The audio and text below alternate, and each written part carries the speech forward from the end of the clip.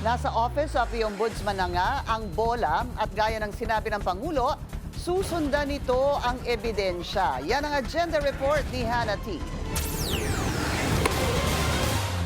Nakatakdang aksyonan ng Ombudsman sa susunod na linggo ang rekomendasyong makasuhan na sina dating Representative Zaldico at former House Speaker Martin Romualdez. Yan ay matapos irekomenda ng DPWH at ICI o Independent Commission for Infrastructure na makasuhan sila ng plunder at iba pang charges. Nanindigan si Ombudsman Jesus Crispin Remulla na susundan lang nila ang ebidensya. Evaluation muna, titingnan namin yung contents, fact-finding, and fact-finding if there are things that are needed para pwede namin i-subject sa preliminary investigation. Pagdating sa timeline, posibleng abutin daw ng buwan ang investigasyon. Pero sinisiguro ni Remulla na may makakasuhan pa rin bago matapos ang taon. Katunayan, nasa 15 kaso na raw ang nasa ilalim ng preliminary investigation kaugnay ng flood control scandal. We don't want to file weak cases.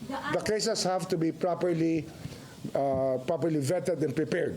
Bago umalis sa pwesto, naging House Appropriations Committee Chair si Ko sa termino ni Romualdez nung ito pa ay House Speaker. Sabi ng DPWH, posibleng nag-commit ang dalawa ng plunder, direct bribery at lumabag sa Anti-Graft and Corrupt Practices Act. Lumitaw ang kanilang mga pangalan sa flood control scandal matapos iturong may kaugnayan sila sa pagtanggap ng kickbacks sa mga questionableng flood control project.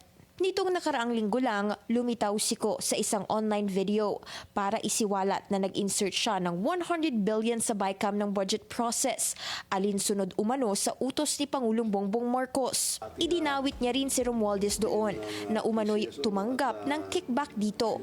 Sabi ni Remulla, walang value ang nasabing pahayag ng dating kongresista dahil hindi naman ito sworn statement, pero sinusundan na raw nila ang ilang clues sa pahayag niya. Sinusundan na namin yung pwede namin magamit doon kung merong relevance talaga. Di ba kasi ano yan eh? Yung kay Zaldico parang crowdsourced information yan eh. Kailangan pa rin patotohanan ni Ko ang kanyang mga paratang at dapat umuwi na raw ito sa Pilipinas.